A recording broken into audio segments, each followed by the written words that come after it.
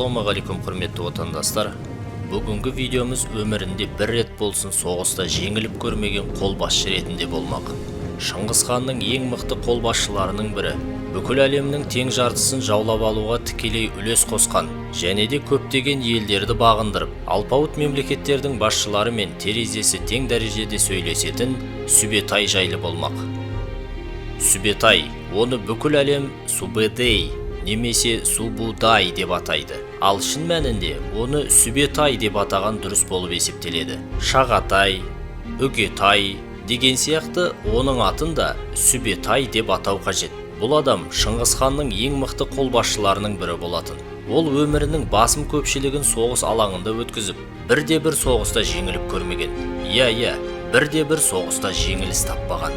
Көп халықтар өздерінің даңқты бабалары жайлы айтып мақтанады.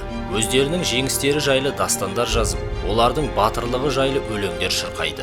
Ал енді әлемнің жартысын жаулап алуға тікелей үлес қосқан және өмірінде бір ретте жеңіліс таппаған ұлы қолбасшы жайлы ақпараттар әлемге неге танымал емес? Осы сұраққа жауап алғыңыз келсе, видеоны соңына дейін көріңіздер. Сүбетай жастайынан жорықтарға шығып, өзінің мықты жауынгерлігімен көзге түскен және 70-тен асқан қария дәуірінде де жастарға соғыс әдістерін үйретіп, ел қорғау саласында қызмет атқарған. Ол Бесүт руынан шыққан Жебен Оян мен Қоңырат руынан шыққан Тоғышар мен көптеген жорықтарды басқарып, Таңғұт жорығы, Хорезмшахқа қарсы соғыстар және Хорезмшахтың жеңілісінен кейін Каспий теңізінің батыс жағалауы бойлап солтүстікке қарай, одан кейін батысқа қарай Қырымға дейін барып, одан Қыпшақ қақпасы арқылы өз отанына оралған. Міне осы аралықта Сүбетай өте көп соғыстарды басқарып, оның барлығында жеңіс тапқан. Адамзатта тарихты жеңімпаздар жазады және оларды ұрпақтары мәңгі есте сақтайды деген сөз бар. Бірақ шын мәнінде әр кезде де олай бола бермейтіні белгілі. Бір замандары бір мемлекеттердің үстемдігі биік келсе, кейінгі замандарда басқа мемлекеттердің мерейі үстем келіп, тарихты қайта жазып, солайша тарих тағылымының арнасын өзгертіп отырған. Қазіргі таңда Сүбетай батыр жайлы көпшілікке ақпараттар мәлім емес. Жоғарыда айтылғандай Сүбетай жастайынан жорықтарға қатысып, қартайған шағына дейін найза ұстап, аттан түспеген. Кейбір деректерде Сүбетай 73 жасында қайтыс болды десе, ал кейбір деректерде 76 жасына дейін өмір сүрді деп келтіріледі. Ол кездердегі адамдардың жасы 70-ке барып қайтыс болатын болса, ол ұзақ жас болып есептелетін болған. Сүбетай Ұранқай руынан шыққаны баршамызға белгілі. Сүбетайдың Шыңғыс ханның қолбасшылары арасында ең жоғарғы даңққа жетуі Хорезмшахтан түркілердің жерлерін азат ету барысында орын алған. Шыңғыс хан өзінің әскерлерімен бірге Отырар қаласын азат етуге келген кезде, ол жерге өзінің балаларын қалдырып, өзі Сүбетаймен бірге және бөртеден туған кенже баласы Төлемен бірге Самарқандқа қарай жолға шығып кетеді. Міне осы жорықтар барысында Сүбетай өзінің ең мықты қолбасшы ретінде көзге түсіп, ең жоғарғы даңққа ие болады. Ол кезде оның жасы 45-те болатын. Сүбетай жауға қарсы әскер бастаған кезде, өзі әскердің артында тұрмай, керісінше әскердің басында алдыңғы шепте жүріп соғысатын еді. Ол өзінің қаһарлы жауынгерлігімен жауларға үрей тудырып, жаулар соғыстан тұра қашатын. Оның мықтылығы соншалықты, жаулардың батырларымен жекпе-жекке де шығатын. Өзі жоғарғы қолбасшы болса да, жаулардың батырларымен жекпе-жекке шығып, солайша жаудың ең мықты батырын өзі өлтіріп, жаудың рухын түсіретін, солайша жеңіске жетіп отыратын. Осындай жау жүректіктің арқасында көптеген соғыстарда жеңіске жетуіне қарамай, Сүбетай көптеген тән жарақаттарын алған болатын. Бірақ соған қарамаса да, Сүбетай өзінің әскерлерін рухын жоғары қалыпта ұстап отыру үшін, әлі де болса да, әскерлердің алдыңғы шебінде жүруді тоқтатпайтын еді. Міне осындай ерекше жау жүректігі үшін Шыңғыс хан оны үнемі құрметтейтін. Ал енді Шыңғыс ханның немерелері мен Сүбетайдың Мәскеу қаласын қалай жаулап алғаны жайлы оқиғаны сіздерге айтып берейін. Бұл ақпараттардың барлығын біз Жамиғат Тауарих кітабынан алдық.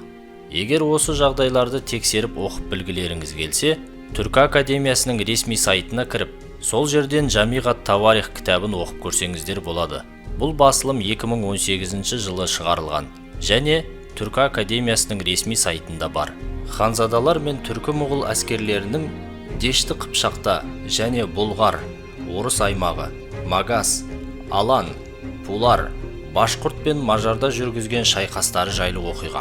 Қыпшақ жазықтарын және сол аймақтарды жеңіп алуға тағайындалған ханзадалар мен әмірлер келесідей. Төле ханның ұлдарынан үлкен ұлы Мөңке және бауыры Бөжік.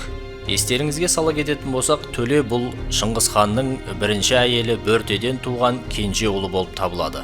Одан кейін Үгетай қағанның әулетінен үлкен ұлы Күйік хан және оның бауыры Қадан.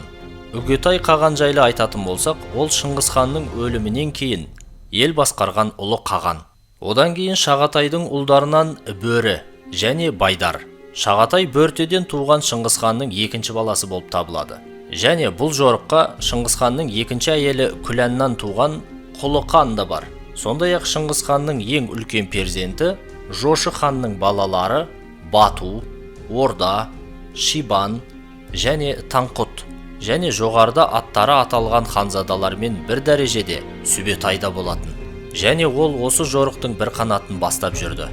Осындай жорықтар барысында көптеген дешті Қыпшақ жерлері, Бұлғар жерлері, орыстардың аймағы, Магас, Алан, Пулар, башқұрт пен мажарда жүргізген шайқастардан кейін көптеген жерлер бағындырылды.